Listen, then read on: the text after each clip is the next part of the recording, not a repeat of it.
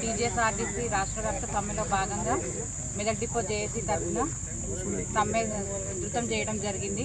ఈ సమ్మెలో భాగంగా ఏవైతే ప్రధాన డిమాండ్లు ప్రభుత్వానికి ఇచ్చామో వాటిలో ఒక్క హామీ కూడా నెరవేర్చకుండా ప్రభుత్వము మరియు ఆర్టీసీ యాజమాన్యం రెండు కాలయాపన చేయడం జరుగుతుంది.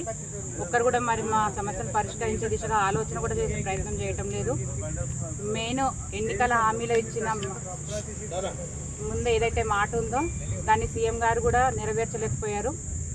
మరియు డిపో కమిటీ నుంచి 2 వెల్ఫేర్ బోర్డు మెంబర్స్ని ఇంతకుముందు నియమించడం జరిగింది. ఆ వెల్ఫేర్ బోర్డు కమిటీ మెంబర్ అనేది ఓన్లీ పేరుకు మాత్రమే నామమాత్రంగా పనిచేయడం జరుగుతుంది. ఎలాంటి సమస్యలు కూడా పరిష్కరించబడటం లేదు. డిపో స్థాయిలో కానీ పెద్ద పెద్ద సమస్యలు ఏవి మేము పరిష్కరించలేకపోతున్నాము.